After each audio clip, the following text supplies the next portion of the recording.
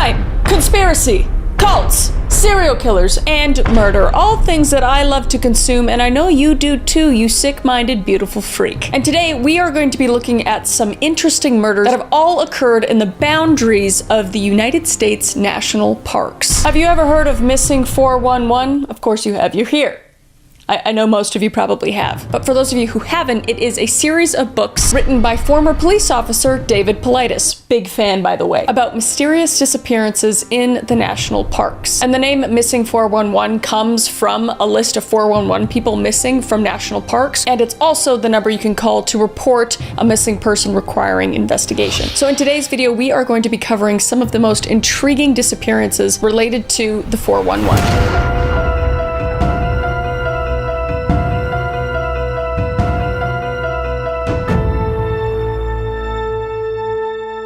And our first one is called Bigfoot Steals Children in the Woods.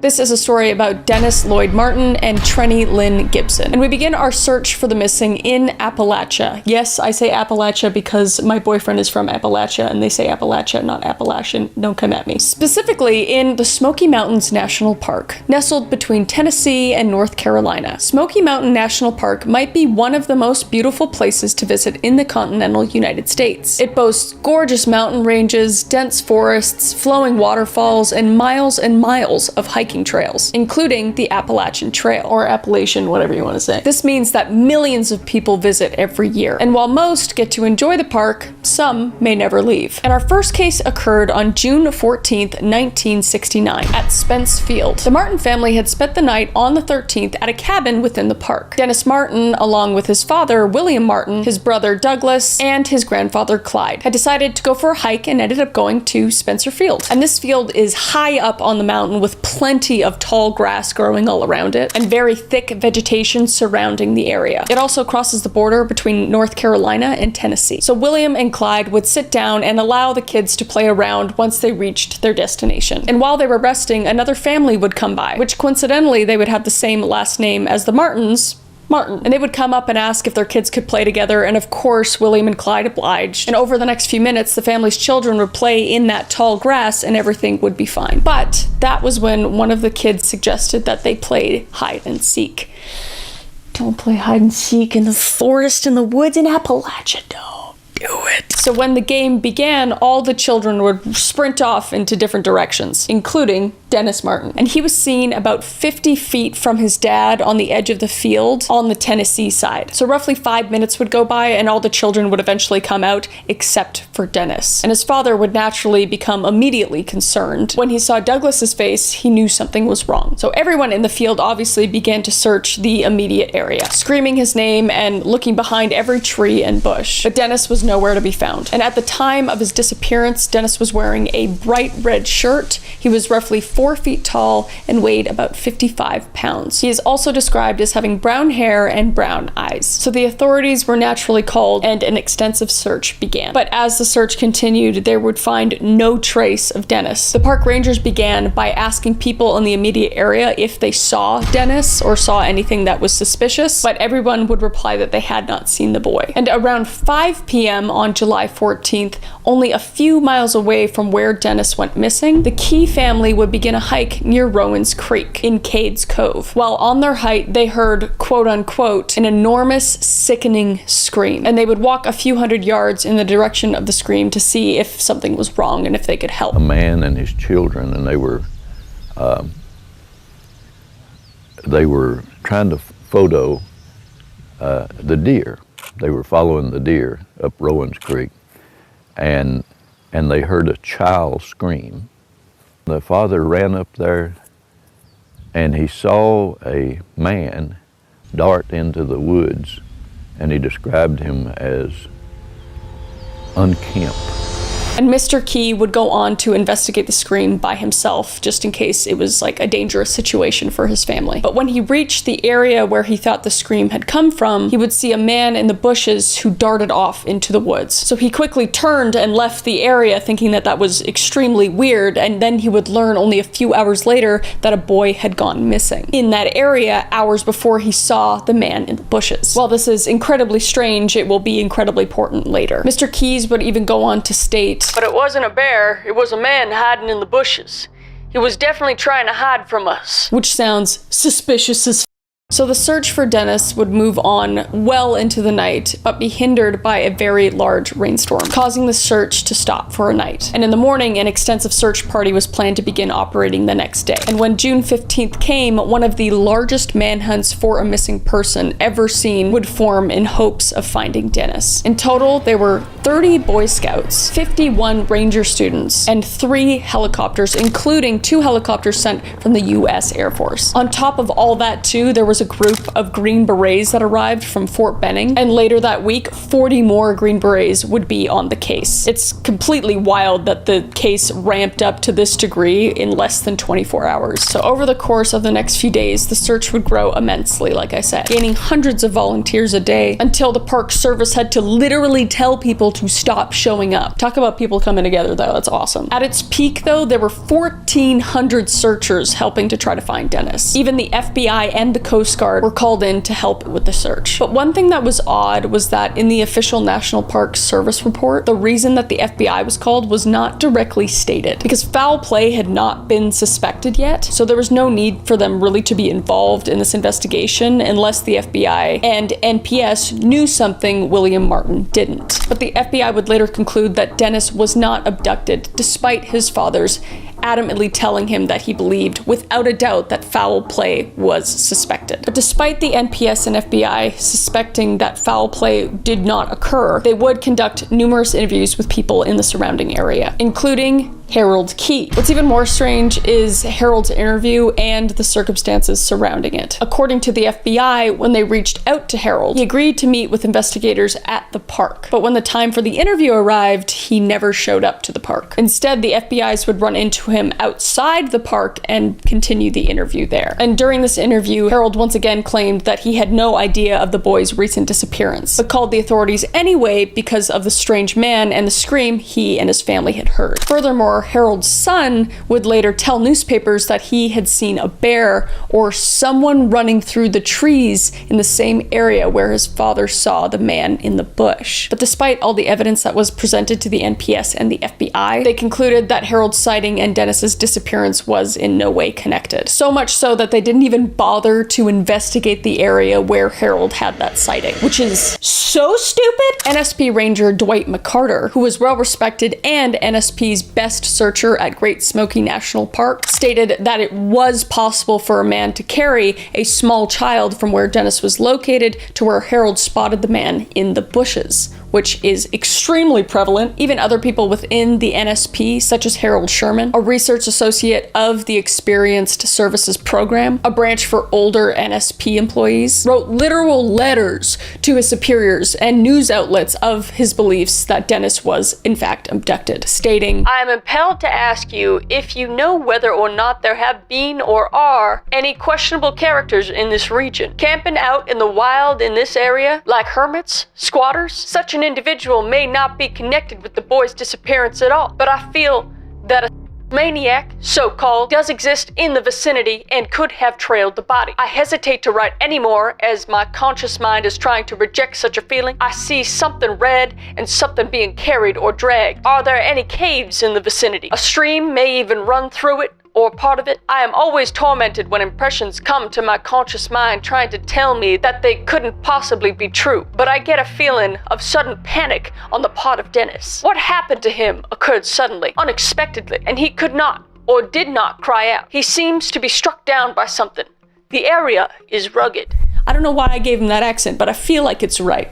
It's right, and I agree with him. Go look! I don't know why I turned into Jerry Seinfeld. Also, I'm sorry, I gotta put on my glasses. I can't see. Chris reads screens or whatever. Gather around because now is Chris Reads Screens. And things continued to be weird, to say the least, as the searches concluded, and the case would unfortunately go cold. First, both the NPS and the FBI kept Dennis's father, William, in the dark about Harold Keyes' sightings. It also seems like they kept the general public in the dark about this as well. William didn't actually learn until the Key family sightings, until the NPS went public, which is up. They also didn't inform him of the FBI interview that took place after they told him his son's disappearances had no foul play involved. Furthermore, many people have requested an FOIA, which is a Freedom of Information Act, request on the Dennis case from the FBI. And this request has conveniently been rejected, including David Paulides. Shout out, you're awesome. What's even more odd is that despite publicly stating the sighting, the NPS never created an official report about it. So the only way to know about it is through the newspapers. There were also numerous psychics called to cover the case, and some were even saying that he was alive and to check the trees for the body. But what's next might be the most damning information of it all. In 2011, David Paulides drove to interview William Martin and Dwight McCarter to see if they had any unreleased information on the case. And from William's interview, we learned this. When Dennis disappeared, he was literally within 50 feet or less of William. His brother Douglas also never saw anything strange in the woods. William and an NPS fire prevention officer hiked from the Spence field to the area where Harold saw the man in the bushes in 90 minutes flat, confirming that someone could have carried Dennis down the path. They also saw no caves and no evidence of anybody living there. Mr. Martin actually spoke with Harold and learned that he and his family saw a man carrying somebody over their shoulder along a nearby ridge at the time of Dennis's disappearance. What? And he also learned that the local newspaper purposely omitted and changed this information to say that they saw a bear. Mr. Martin would state that the head of the Park Services was merely just a figurehead and receiving orders from someone else, explaining why so much information was neglected and hidden. Furthermore, the lead FBI agent, Jim Reich, on the case took his own life only 4 years after Dennis's disappearance. Lastly, William firmly believes that his son was kidnapped by somebody waiting in the woods. He stated, "There was no way his son could have gotten away as fast as he did without people finding him." And based on this interview, it became extremely clear that the FBI and NPS were working closer together than people had thought. They both withheld information, and the people assigned to each case by the agency had odd events or information surrounding them. Like, to not tell the family of a missing child that a man was seen carrying someone over their shoulder is extremely odd, to say the least. It was almost as if they knew that Harold Key had seen something he shouldn't have, and that they wanted to investigate it privately or something. I love conspiracies, but it's just, I can't even imagine as the family of Dennis just not having any answers and knowing that you have been kept in the dark.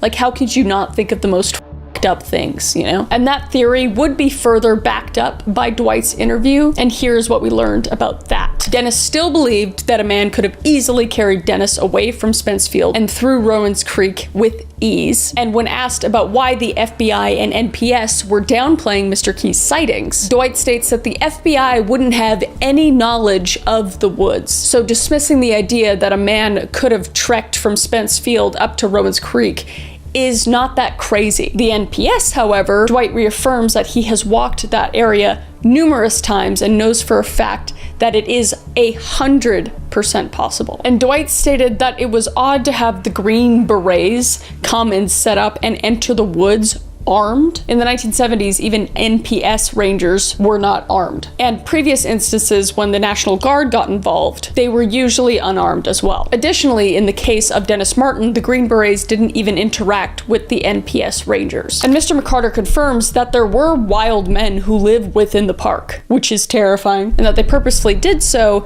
to avoid human contact. So when Mr. Keyes saw a man in the bush, it was technically possible for him to see a wild man just hiding in the bushes. witnesses. He also stated, though, that he didn't believe that a wild man would have taken Dennis, as the only wild man that he knew of resided on the opposite side of the park from where Dennis disappeared. So the disappearance of Dennis Lloyd Martin is one of the most puzzling disappearances to ever occur. Like, how could a little boy avoid over 1,400 searchers, highly trained Green Berets, and experienced park rangers who know every nook and cranny of the park? Additionally, it seems like the military, FBI, and NPS knew something that everyone else didn't. What's new, though? And it's not crazy to believe that the FBI would get involved, as foul play would have to be ruled out. But why would they purposely dismiss Keyes' sightings? And why would the newspaper alter what Keyes' family saw? Also, why did the Green Berets go into the woods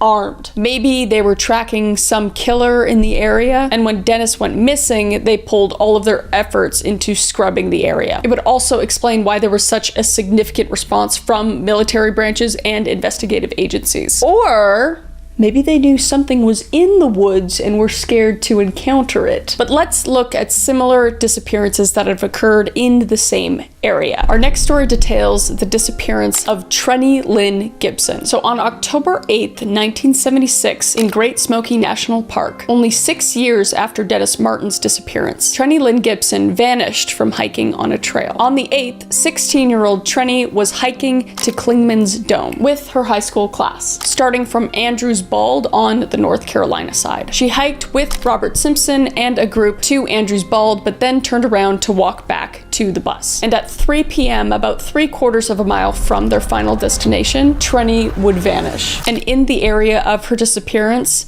the trail was marked and she was in full view of other hikers. And following her disappearance, the NPS began a search for the missing girl and started doing interviews of the students to see if they had any information to offer. It is safe to say that what occurred before Trenny's disappearance was odd, to say the least. In multiple interviews, Trenny was last seen on the trail bending over, looking at something, and turning right off the trail right before vanishing. Furthermore, a fellow student, Anita Rounds, claimed that she had vanished from the trail completely. And it's important to note that the surrounding area was miles and miles of thick vegetation and forest. And next to the trail was a small stream and a slight rocky slope. Anita Bounds would say in an interview, "She was on the trail when I last saw her. I looked away, and when I looked back, Trenny was nowhere in sight. I should have been able to see her if she went up the trail. I checked the area where Trenny was last seen. No trail leading off. Very rough, small stream, brush and trees. Yelled, but no answer." And the search would begin on the 8th, but was hindered by weather, which is very strange because that happened to Dennis as well. Not that that's all, but it's very weird. It's very convenient weather. And following the day that Trenny disappeared, the NPS really didn't do much to aid in the search. We already hate him at this point. It became such a problem that a Swain County Civil Air Patrol commander, John Maddox, had to call the NPS and complain about how he had people on standby and couldn't move forward unless they gave him the okay. And unfortunately, the NPS, would you know it, wouldn't respond to Maddox and his crew of over 40 searchers, 2 doctors, 14 pilots, and 5 planes all waiting to help search for Trenny had to be completely called off. And the search for Trenny lasted from the 8th of October through to the 22nd, during which time 300 volunteer searchers just combed the hills of the Smoky Mountains. The Army and U.S. Marine Corps, along with helicopters and tracker dogs, all got involved, and they produced some evidence. Search dogs had found her scent at Andrews Bald and headed toward the Forney Creek Trail. Furthermore, investigators would find shoe prints matching in size and style of the shoes that she wore on that day she disappeared. And they would find those footprints at Double Springs Shelter, which is about 4.5 miles away from Andrews Bald by the trail and about a 2-hour hike away. And even more strange, according to some sources, search dogs found her scent at Clingman's Dome and then Collins Gap, which was in the opposite direction of where she was last seen and far east of Double Springs Shelter. And the FBI would briefly get involved, but like Dennis's case, they aligned with the opinion of the NPS, and said that there was no suspected foul play. And a psychic would eventually be brought into this investigation as well, and would say that they saw, quote unquote, Trenny sitting in a hollow in what might be a bear den or something, rocky area. not a lot of undergrowth.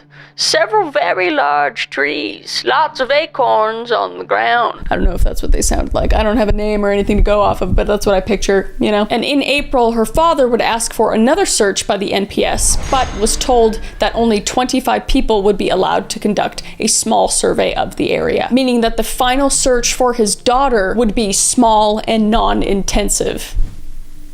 NPS. So how was it possible that Trenny was able to walk 10 plus miles through rugged, thick vegetative forest and mountainous terrain to each location without being seen at all, by the way? We could even say that after she turned off the trail where her friends last saw her, she could have found another trail and hiked to the destinations where the evidence was found. But another question would then be brought up. How would she remain undetected despite being on extremely popular trails? Like I said in the beginning, hundreds of people walk through these trails daily. Surely one of them would have realized that a girl who had just walked past them was the one that went missing. Furthermore, she would have been torn up and dirty, which would have caused much more attention to be on her by onlookers. Another question that remains in the case as well is, what did Trenny see in the woods that would cause her to go off trail? And why she would choose to go off trail instead of running to her friends if it was something dangerous, or I don't know, you know? Like, did she see someone that she knew? Skinwalker.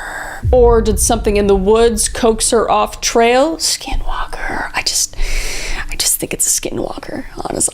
I'm scared. You won't catch me. You won't catch me in them woods, all right? And luckily for you, there are theories for both, so let's get into those. First theory is that she was being stalked and was kidnapped off the trail. A man by the name of Kelvin Bowman, what a stupid name, was shot in the foot of Trenny's yard after being caught creeping near her house. And later on, student testimony claimed that his car had been seen tailing the bus on the way to the hiking trail. Another possibility is that a classmate on the hike along with her lured her off the trail. As we mentioned earlier, Trenny was walking with Robert Simpson before turning around, and the two of them had been known to hang out outside of school, and when she disappeared, she was wearing his brown jacket. And when he was questioned about her disappearance, he said that after she left, he himself had gone off trail tracking a bear. Okay, I just don't believe anybody at this point. Furthermore, after she disappeared, Trenny's hairbrush would be found in his car. And after other students' testimonies, it was found that it would be extremely unlikely for her to leave her hairbrush behind because she always had it in her pocket. Which, like, you could say that they hung out and stuff and that she would just leave her stuff in his car. I feel like that's just very, you know, coincidental. It's not like that big of a thing, but you know, still suspicious, all right? Still suspicious. But in addition to all that, there were two recorded instances of Robert saying pretty heinous things to Trenny's sister, quote unquote. If Kelvin Bowman has Trenny, he will kill her. If he doesn't have her, I think she might have run off with some horny hitchhiker. Like, who the f says that about their good friend that just went missing and can't be found? That's so up. There's too many theories in my head. Let's go on to other ones. So the final theory is where Dennis and Trenny's stories potentially match up. Both stories obviously involved something going wrong in the woods that is heavily suspected to be kidnappings. Dennis was hiding in the woods and disappeared. Later, in an area just below where he was last seen, a man spots another man with something over his shoulder running along the ridgeline. And Trenny was last seen bending over looking at something in the woods, and then strangely went off trail. And while searching for Trenny, the dogs would pick up her scent in areas miles apart and only accessible through trails or dense forests. Both children had also obviously never been found. The closest thing to being found was a footprint in the Double Springs shelter, but other than that, nothing. Both involved the FBI and the NPS, claiming that foul play was not a factor, yet both agencies stuck around to continue a private investigation. Furthermore, two divisions of the U.S. Special Forces were involved in the search. And we know that the Green Berets were armed during the search as well, but it is unknown if the Marines had firearms. Finally, both disappearances occurred within a very short period of time within each other, and were in very close proximity to each other as well. And in the search log, searchers wrote that they were searching Cades Cove, which, if you recall, is the exact area where Harold Key saw the man in the bushes shortly after seeing the man running on the ridge. So looking at the evidence presented in each case, it looks like the disappearances disappearances could have been caused by the same thing. Many people have theorized that both disappearances are because of Bigfoot or wild men. Despite Dwight McCarter stating that it wasn't likely a wild man that took Dennis, all evidence points to someone being in the woods and running off with him. And same for Trenny. There was no way a 16-year-old girl who had just been bussed in knew her way around the woods enough to follow the path that she did. It had to be something or someone that led her or carried her through the woods, which is terrifying to think about. It would also explain why Trenny was lured into the woods, while special forces were called and armed in both cases, and why the FBI and NPS both did private investigations, withholding and changing information released to the public. It's because there is something in the woods at Great Smoky National Park, and whether it is a man or a beast, it has a propensity for stealing children. And while the idea of Bigfoot is crazy, many believe that the Smoky Mountains are home to the creature. Even David Paulides himself is a big believer and plans to appear at numerous Bigfoot conferences and talks. But it is tough to say what happened to both victims, but one thing is for sure, there was some shady shit occurring in the woods and in this investigation. But alas, my heart goes out to the families involved in this, and I hope that one day these kids can be found, because it's absolutely heartbreaking, and the conspiracies around it are also heartbreaking to hear about. But until then, be safe and be vigilant. And that brings us to our next stories. So as we know, David Paulides investigates many cases of missing persons from seemingly all areas of American history. And he takes a particular interest in those that offer no clear answers. Like many, he entertains the idea that perhaps there are answers beyond the scope of what science as we know it can explain. He explains why some people go missing and are never found, and some of the very strange ways that people are recovered, whether before or after they succumb to the elements, or the unknown. Some of these fascinating cases involve people who have gone missing and are found after their location is revealed to a family member in a dream. This concept is bizarre, I know, but how far-fetched is it really? Because I know I've had some dreams that were kind of like premonition-y, and I've scared myself, so who knows? But without further ado, we are going to look into some of these cases that David Paulides has detailed, and we can come to our own conclusions. First up, we have Gustav Dill.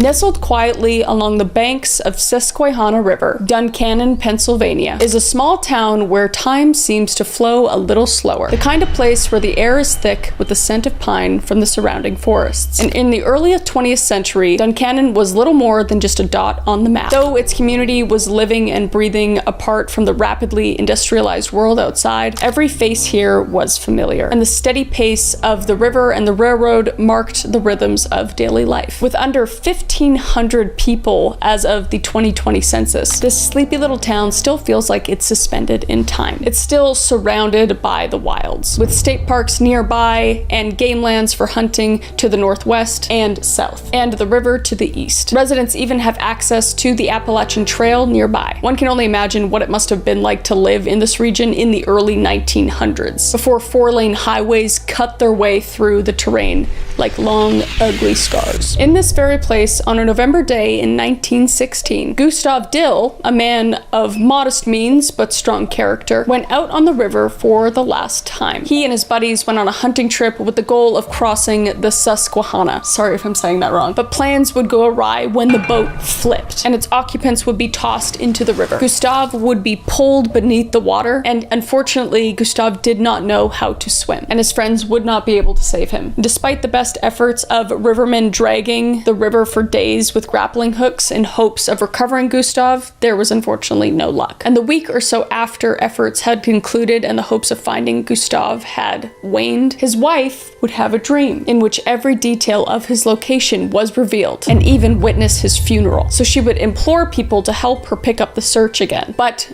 to no avail. It was only when a couple of old rivermen who took pity on her, skeptical of her claims to say the least, agreed to take up the search again 10 days after the boat accident. And within 5 minutes of casting their grappling hooks into the river for the first time, where Gustav's wife indicated, Gustav's body was recovered. And this story seems like the kind of tale that would make national news, or at the very least, the front page, right? A woman had a vision of where her husband's body could be found after his boat overturned. Like, what? That seems like a really big deal. But the only reference we could find of this was a small block from the third page of a newspaper, the Atlanta Georgian. And it says this: "A dream of his widow led to the finding of the body of Gustav Dill, a Duncannon who was drowned in the Susquehanna River there when his boat was overturned. Experienced rivermen had dragged the stream missing, so they believed, no current or eddy in which the body might have been lodged. Efforts were discontinued 10 days ago. Several nights ago, in a dream, Mrs. Dill saw every circumstance of the finding of the body, and later the funeral of the drowned man. She was unable at first to prevail upon any person to search for the body. Finally, 2 old rivermen, incredulous but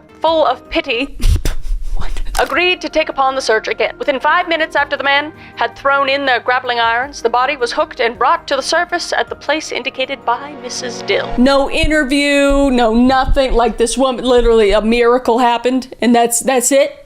That's it. Anyway, I think that's like amazing and very interesting. And this happens like more than you think. Let's get into the next one. Alice May Mathers. Another city would also have the quiet serenity of its streets disturbed. In 1963, when 12-year-old girl by the name of Alice May Mathers went missing. Mission is a city that is carved out of a place amidst the forests and the forest cover mountains in British Columbia. Also, I can say this now because I live in Texas. That's where I lived. I lived in Abbotsford, but I was living in Mission, and I love it. I literally lived in the woods, and it was awesome, and I miss it, but I love Texas as well. It's great. Anyway, it falls southeast of Vancouver and north of the Fraser River and neighbors the Golden Ears Mountain, which I've climbed on many occasions. Alice May Mathers was a 12-year-old girl who lived with her family on the outskirts of Mission, British Columbia, Canada. And on June 9th, 1963, she disappeared under circumstances that would later reveal a chilling crime. Alice had spent the day visiting her married sister, who lived about a mile from the Mathers home. That day, she borrowed an electric mixer from her sister and planned to use it for baking when she returned home. However, Alice never made it back. When she didn't arrive home as expected, her father traced her steps back, but found no sign of her. The Mathers family and friends and neighbors began searching for her immediately, and soon after the RCMP, or Royal Canadian Mounted Police. And there would also be an additional 100 volunteers helping to search for Alice. And the primary search area would be the dense woods surrounding the Mathers property, and obviously the route that Alice would have taken to get home. And early in the search, dogs would be brought in to pick up Alice's scent. And the dogs would trace her trail from her sister's house to the nearby Lougheed Highway, where the smell would abruptly end. And this discovery raised the possibility that Alice could have been abducted. And the Mathers family would grow increasingly desperate as the days passed, with no sign of Alice. And 2 weeks after Alice's disappearance, on June 23rd, 1963, her mother would have a vivid dream. In this dream, she saw Alice lying in a gully or a pit, lifeless on a rock. The dream was so absolute and unsettling that she shared it with her husband the following day. And unable to shake the image, Mrs. Mathers insisted that they search this place. So the Mathers sought help from a friend who was very familiar with this area. Mrs. Mathers would describe the area from her dream, and together they would travel to a gravel pit about 14 miles from their home, and they would begin searching opposite sides. And it wasn't long before one of them found a small figure lying on a rock, just as Mrs. Mathers had described. The figure was severely beaten and unrecognizable, but the clothing and pair of new shoes was identified as Alice's. And this was no accident, and there was no mystery here. Alice was murdered. And an inquiry into another case that tied in with the Mathers case turned up 2 suspects, a pair of brothers, 30-year-old Kenneth Lloyd Meeker and 35-year-old James Leonard Meeker. They'd kidnapped her along her walk home, grabbing her from Lougheed Highway. And fibers recovered from under Alice's fingernails matched those in a jacket and trousers recovered from the home of Kenneth. And hair on Alice's body was also similar to that recovered from a blanket at the house. And neither brother spoke, asked if they had anything to say for themselves, because they're pieces of shit, but both would be charged with capital murder, though Kenneth was the one who had done all the killing. In a document containing the names of those sentenced to death in Canada between 1867 in 1976, Kenneth's name appears on page 217, though the result of his trial was life imprisonment. These deaths are undoubtedly horrifically tragic, but there is an air of mystery around them. What happened to Gustave wasn't a mystery. People saw what happened, and what happened to Alice had been a mystery, but the mystery was solved. The mystery is how both of these people had women in their lives that had dreams that revealed where their bodies were. Gustave's wife and Alice's mother. Like, how does that happen? Is it just a wild coincidence, or is it supernatural? We'll never really know. But subconscious perception could be the answer. Both women may have subconsciously absorbed information from their surroundings or conversations that they consciously processed. The human brain is constantly taking in vast amount of sensory data, much of which we don't actively notice. It's possible that during their waking hours, they observed subtle clues, such as landscape, weather patterns, or even patterns in the search efforts that their conscious minds just overlooked. And in their dreams, these pieces of information could have been synthesized into a coherent message or image, which then manifested into a dream, which guided them to the bodies. And many people boast about the power of the subconscious mind and its ability to translate input from all senses and multitask when the conscious mind is focusing on one thing at a time. And one other interesting potential answer is a scientific concept that, well, kind of crazy, has become an accepted fact. Quantum entanglement. Quantum entanglement is a newer idea, definitely to me. I've not heard of it much, just looking into it like for this case, with examples being yin and yang, or protons and electrons. Essentially, when two things are subject to quantum entanglement, when you do something to one, it affects the other. As said before, this happens with protons and electrons, and the idea of yin and yang is also similar to this. In fact, when the wave functions of entangled photons was visualized, it appears very reminiscent of yin and yang. So can people be linked in such a way? Who knows? I'm not a scientist, nor do I pretend to be. Okay, I got A's in science in high school and whatnot, but that does not make me a quantum entanglement professor of sorts. But it does feel almost like when they say two twins are physically linked, and when one is hurt, the other feels it. You know? It makes me think a lot, you know? I think a lot, go outside of myself and everything. It's very interesting, but I think it's really awesome that these women were able to find their loved ones and kind of have that closure that the other cases didn't. Which brings us to our next case, the Oz effect. So on March 14th, 2014, a man by the name of Dr. James McGrogan would disappear outside Vail, Colorado on a hiking trip. He and 3 other of his friends went on this hike, and after some strange things happened, he disappeared. Dr. James McGrogan was a man in excellent shape. He was a 39-year-old physician and someone very familiar with the outdoors and hiking. With his 3 friends, as I said, he decided to go on a hiking trip and do some skiing. They gathered some supplies at a store nearby, and they would also rent equipment at a place called Confluence Kayaks, where they took gear and began their long hike into the Holy Cross Wilderness. The route started from the town of Vail to the Iceman Hut, the path being about 6 to 8 miles long. However, the elevation of this hut was around 11,000 feet due to it being up a mountain, which is a lot.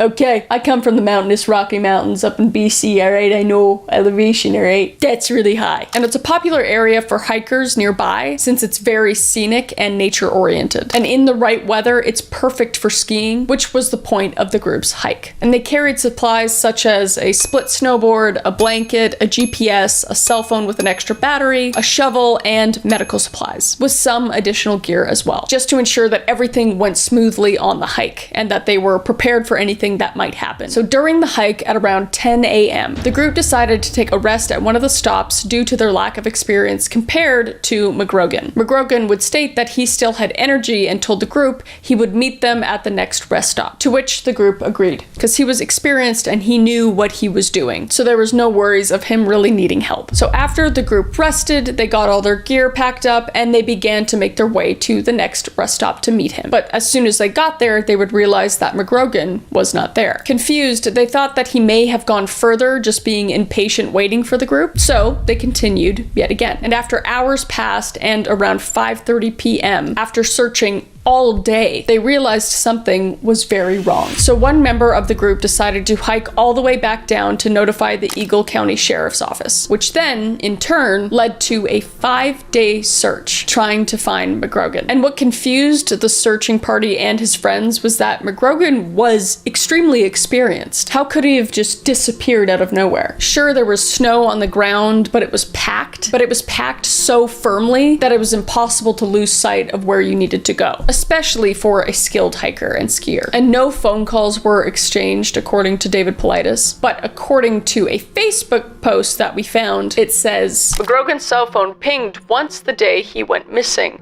but after that, it went dead. But these are conflicting reports, so I will leave it to the expert David Paulides. So a search team and 3 helicopters were sent over the 1,800 square mile area to try to find James McGrogan. But still, there was no evidence as to where he had gone. Strangely enough, footprints should have led the search to find him. Only like light flurries were falling from the sky, and there was absolutely no way the tracks could have disappeared entirely. But after 5 days of searching, he was nowhere to be found. So unfortunately, they would call off the search.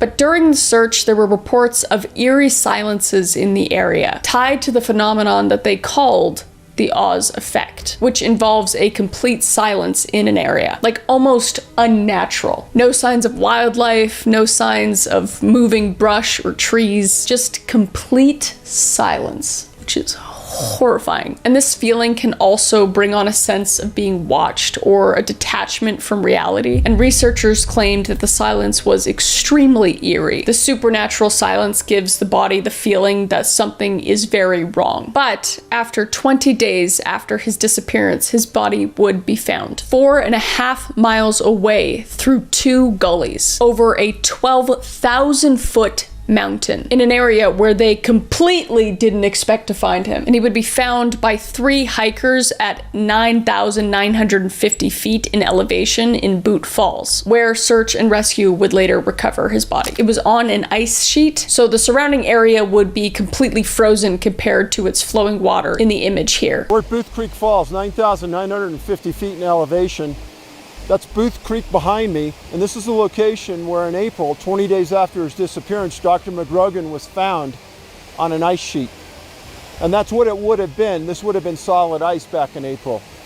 He was found wearing black leggings, a shirt, an undershirt, gray socks, no coat, no gloves, and no boots. And the jacket, along with the GPS, was found unused and packed away in his backpack for some odd reason. However, again, the phone was not used. And conflicting reports state that he would have had service around this location as well. But we can really never know. But according to David Paulides, there were 2 bars of reception from the location where he died. The interesting part behind the phone is that the phone had a backup battery, and when the coroner took the phone, he turned it on and it worked. Now, where we're at right now, I have 2 bars in active service on my phone. And if you look at the mountain over here to my right, you'll notice that it's huge. It only makes sense that the further you went up into that mountain, you would still have phone service like I do now. And they also found his snowboard where it was later returned. He was also wearing a helmet, and underneath the helmet, they had noticed he had severe head injuries and trauma to the left side of his chest, and a broken femur. And what makes this strange is the complete disappearance of his boots. And we have seen this before in many 411 disappearance cases, and especially in the Dyatlov Pass case, where for some reason shoes and boots were removed during these times, which I believe is due to hypothermia, because it is very, very common for people experiencing hypothermia to get very, very hot and take off their clothes. So that could be a factor. And it would kind of make sense because his coat wasn't found on him either. So he had been almost like shedding layers. So that could be a possibility. So not only did he have a GPS and a phone, and the path wasn't too confusing to get off of, especially for an experienced skier and hiker, how did James McGrogan get lost and die in such a tragic way? It's essentially completely unexplainable. David Paulides went back to Confluence Kayaks, the place where all the stuff was rented, and would ask Brian some questions. He was the one that was there when James rented the equipment and the specific supplies. A split board, skins for it, a pro probe, a beacon, a shovel, and a helmet. Only the probe and the helmet were never returned. And he never questioned why the helmet wasn't returned, due to the understanding that anyone that dies with equipment that they wear and is lost in the wilderness for 30 days made sense. However, he was kind of unbothered by the probes. And when asking Brian what would ever cause someone to take that specific route that James McGrogan took, he says it's basically unexplainable. That route was not normal, and it was an extremely difficult route, even for training, let alone fun. And the exact journey isn't factual, but they allege that it went something like this. He would have had to climb up 1,296 feet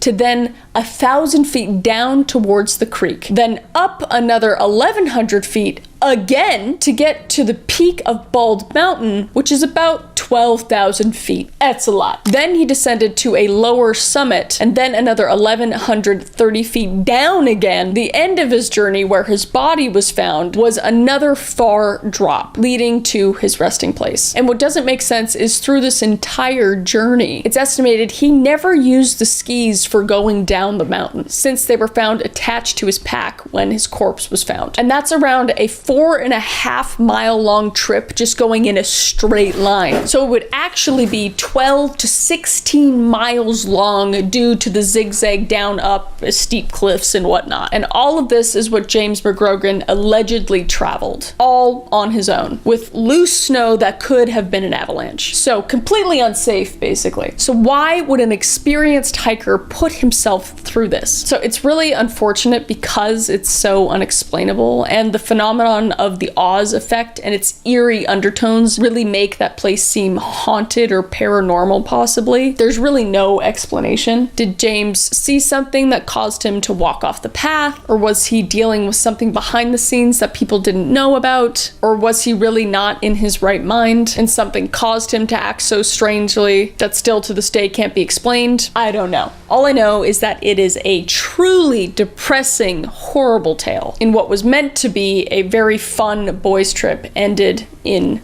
death. And in the last case of our crazy conspiratorial disappearances, we have Tom Messick. On November 15th, 2015, an 82-year-old man went missing while on a hunting trip with his friends near Lily Pond, located in the Adirondack Mountains in New York, at around 10 a.m. in the morning. He was a very experienced hunter and outdoorsman, and he had extensive experience with rifles due to his background as an ex-paratrooper for the 82nd Airborne Division and the hunter's safety classes he taught. He was known to be reliable and independent, so there was no question that he knew exactly what he was doing. However, at 82 years of age, an accident that left him blind in one eye when he was in his 20s was catching up to him. So the group he was with had walkie-talkies, but this was the first time they had hunted in this particular area before, so they made sure to stay close and keep in contact. However, a plan in scaring the deers towards each other was made to draw the wildlife into the area that they were in. But before separating, they agreed to meet up at the rendezvous point at around 2 p.m. So after the group separated, they began the hunt. And what was strange about this hunting trip so far is that they hadn't seen